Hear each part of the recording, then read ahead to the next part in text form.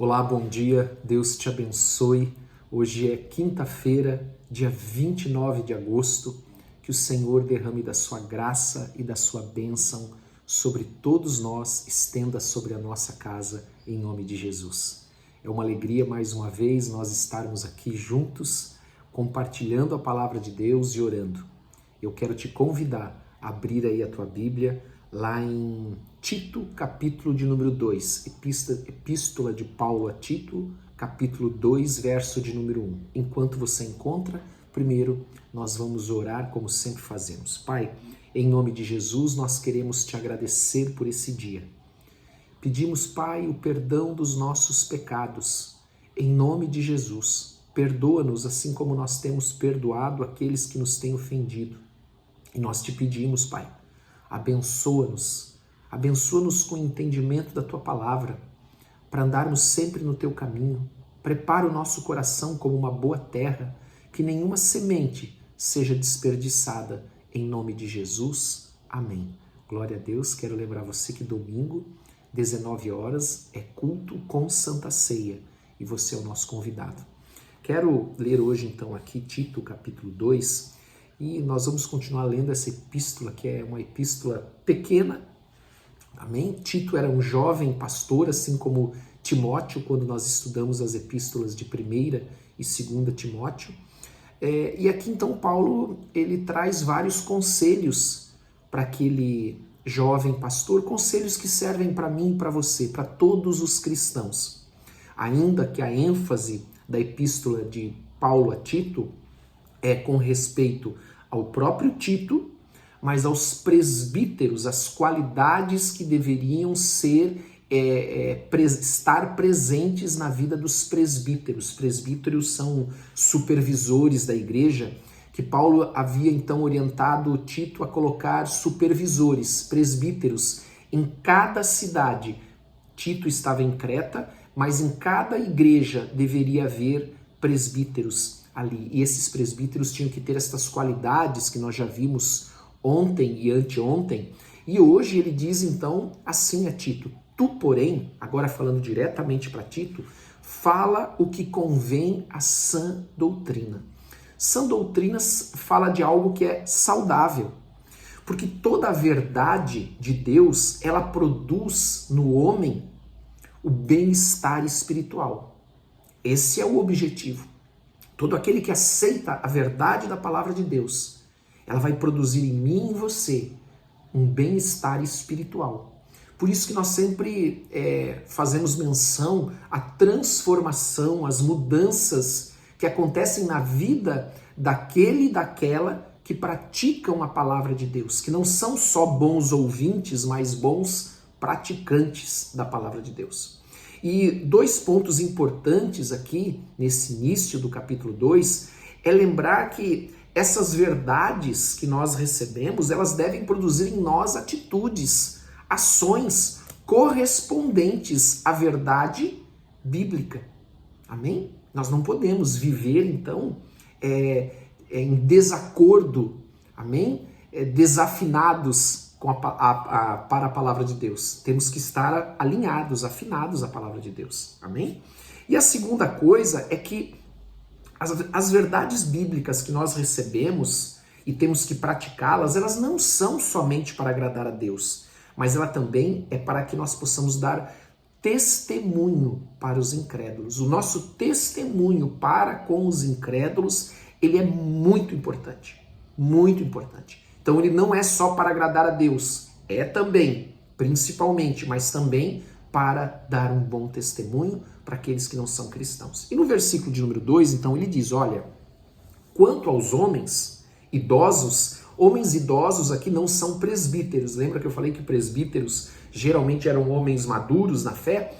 Mas a palavra usada aqui no grego, ela está fazendo referência àqueles homens com mais de 60 anos, ou a partir dos seus 60 anos, que sejam temperantes, amém? Temperantes, não pode ser destemperado, tem que ser temperado, temperante, calmo, não pode ser alguém irascível, deve ser também respeitável, sensato. Olha as características do homem. Então, amados, é isso que se espera do homem de Deus conforme ele vai crescendo na fé, ser temperante, respeitável, sensato, sadios na fé, no amor e na constância.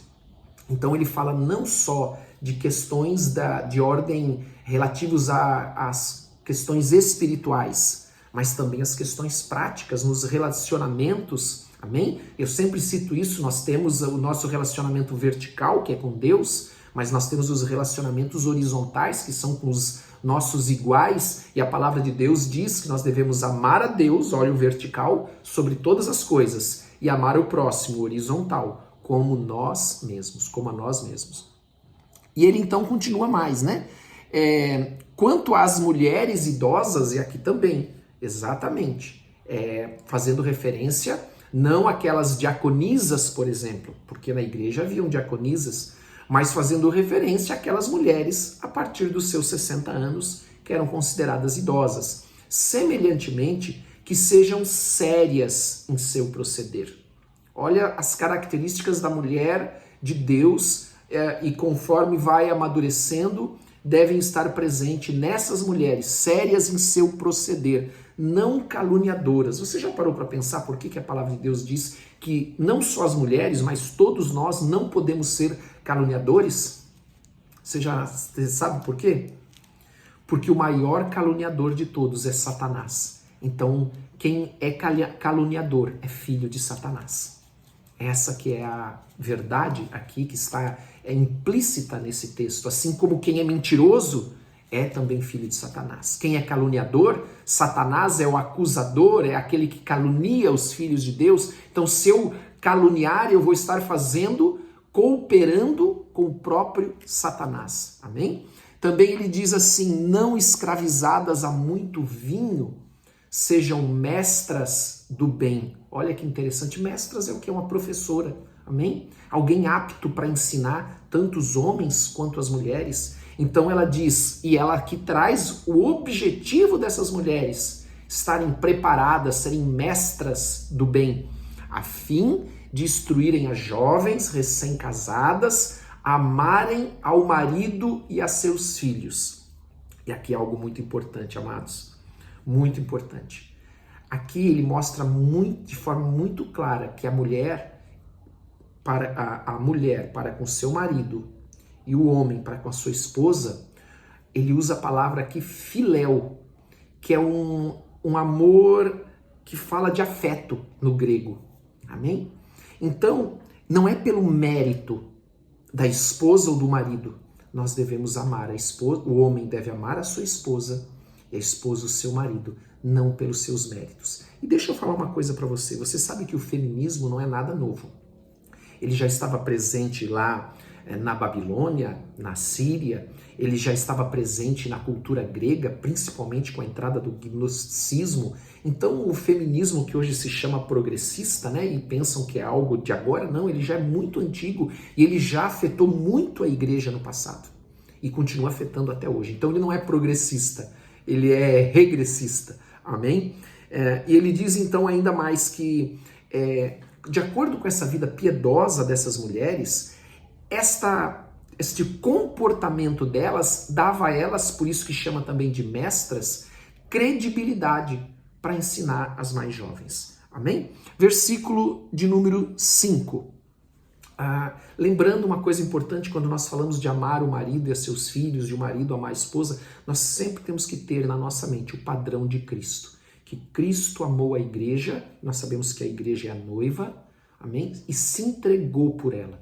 Então, o papel do homem, principalmente, de amar a sua esposa, mas da mulher é da mesma forma, amar. E aqui, como ele usa esse termo interessante, vou reforçar isso, até porque nós temos tempo, ele não usou o termo aqui, por exemplo, para amor, ágape, não usou o termo eros, mas ele usou o termo filéu, que fala de afeição, sabe? De um amor afetuoso.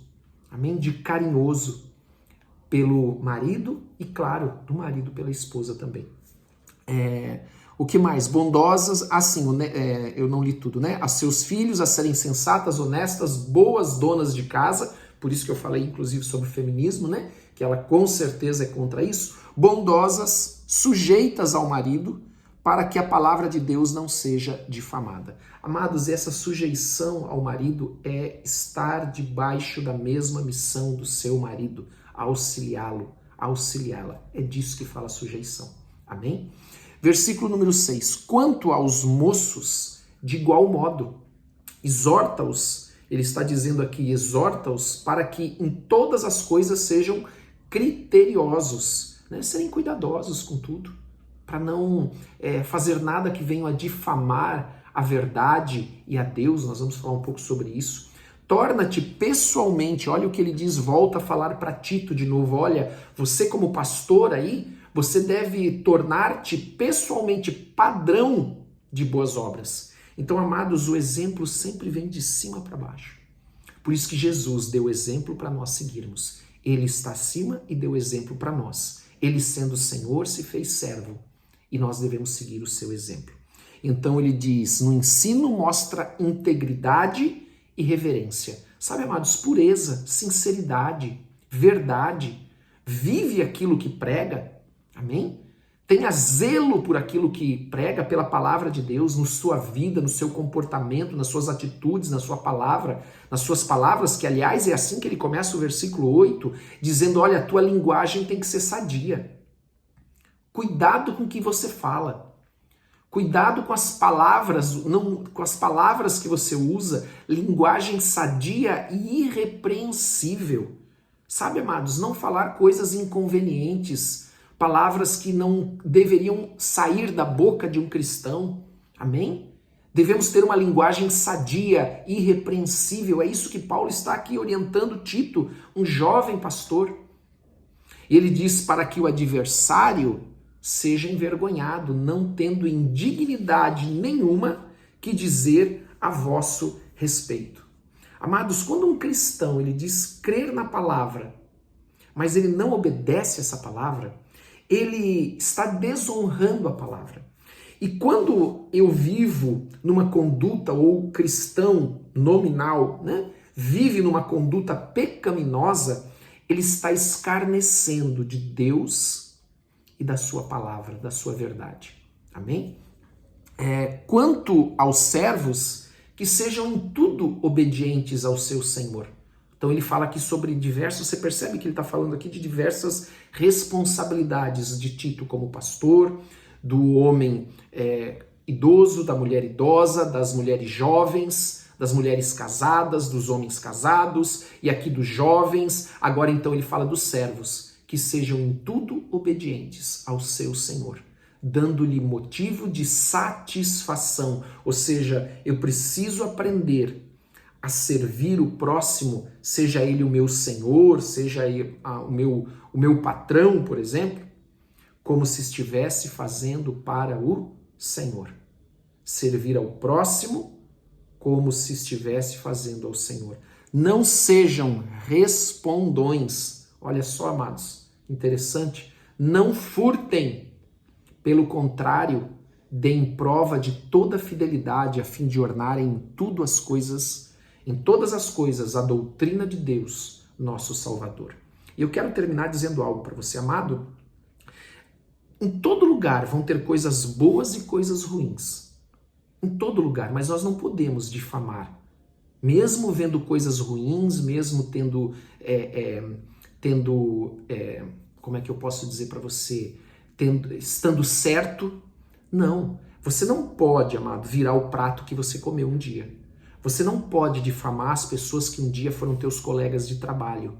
Amém? Isso é algo que nós temos que ter uma conduta irrepreensível, em nome de Jesus. Amém? Não importa se você tem razão, se você não tem razão.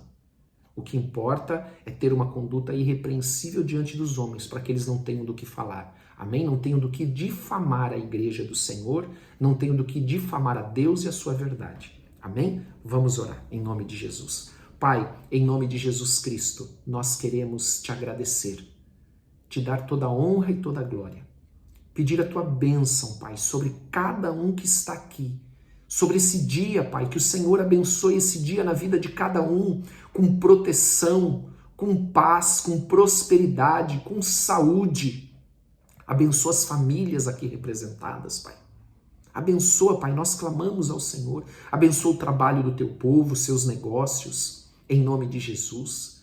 Envia os teus anjos para guardar e proteger a cada um, guardar as nossas casas, os nossos familiares, aonde eles estiverem. Livra de todo mal, livra do homem mau, do homem perverso, livra das armadilhas, das ciladas, em nome de Jesus. Ajuda-nos, Senhor, é o que nós te pedimos. E nós te damos toda a honra e toda a glória, em nome de Jesus. Amém e amém. Quero lembrar você que hoje, 19 horas, nós temos o culto e você é o nosso convidado. Amém? Que Deus te abençoe muito em nome de Jesus.